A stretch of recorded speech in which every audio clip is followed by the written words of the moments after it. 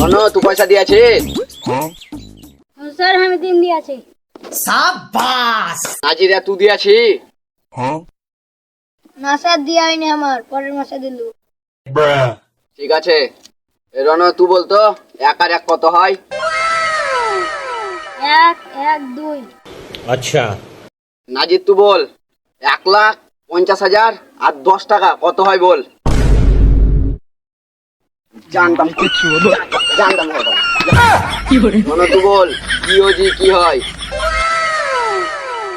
DOG dog.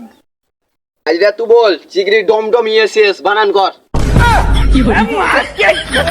জানি বাবা, জানি জানি।